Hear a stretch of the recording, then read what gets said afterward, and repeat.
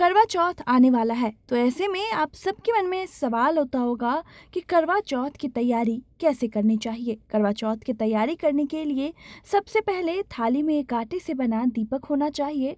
उस दीपक में रुई की बाती का होना बेहद ज़रूरी है। इसमें मिट्टी का करवा भी अवश्य रखें। इसके अलावा इसमें एक जल का कलश भी रखें, जिससे आप चंद्रमा को अर्घ्य दे सकें।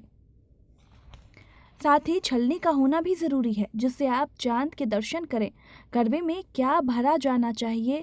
कुछ लोग करवा में गेहूं और उसके ढक्कन में शक्कर को भरते हैं। फिर करवा पर 13 रोली की बिंदी को रखकर हाथ में गेहूं या चावल के दाने लेकर करवा चौथ की कथा सुनी जाती है। फिर कथा को सुनने के बाद करवा पर हाथ घुमाकर महिलाएं अपनी सास के पैर छूकर आशीर्वाद लेती हैं और उनको करवा देती हैं। कई जगहों पर करवा में दूध भरा जाता है और तांबे या चांदी का सिक्का डाला जाता है।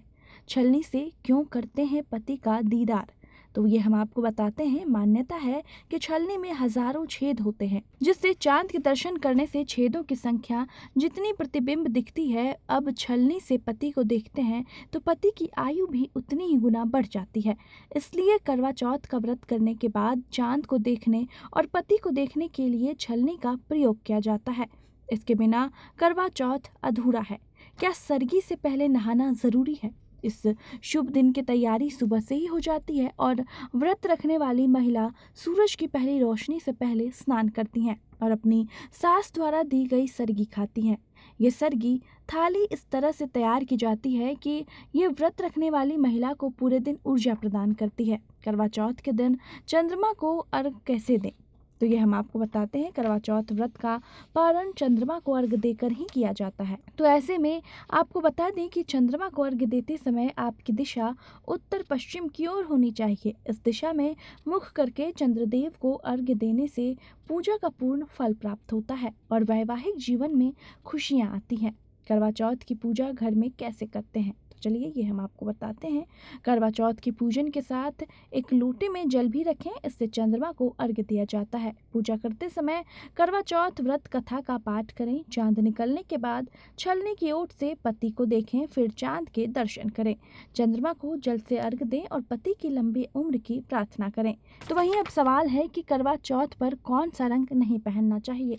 करवा चौथ त्योहार का रंग लाल है, क्योंकि इसे शुभ माना जाता है और उत्सव के दौरान महिलाएं इसे पहनती है। हालांकि कुछ और भी रंग हैं जिन्हें विवाहित महिलाएं पहन सकती हैं, जिनमें पीला, हरा, गुलाबी और नारंगी शामिल है। हालांकि उन्हें काले या सफ़ेद रंगों से बचना चाहिए। करवा चौथ पर किस भगवान की पूजा की जाती है? लंबी उम्र और सौभाग्य के लिए इस दिन चंद्रमा की पूजा की जाती है। इसके अलावा भगवान शिव, माता पार्वती और श्री गणेश की भी पूजा की जाती है। इसी तिथि पर शाम को चंद्रोदय के बाद चंद्रदेव को अर्घ्य अर्पित करना चाहिए। इसके लिए चांदी के लोटे में दूध भरें और चंद्र को देखते हुए अर्घ्य चढ़ाएं।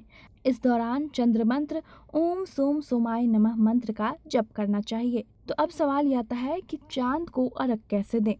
गृहणार्ध्यम मया दंतम गणेश प्रतिरूपकम का उच्चारण करते हुए अर्घ्य दें। फिर उन्हें प्रणाम करके पति की लंबी आयु और सुख जीवन की प्रार्थना करें।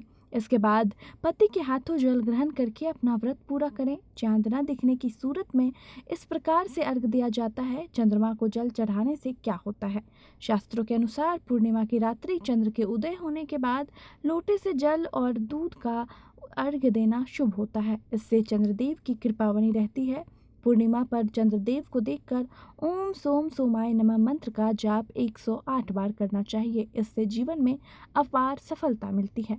आपको कैसा लगा ये वीडियो हमें कमेंट करके ज़रूर बताएं। बाकी कैसे और वीडियो के लिए देखते रहें TNP एक्सप्लोर के वीडियोस।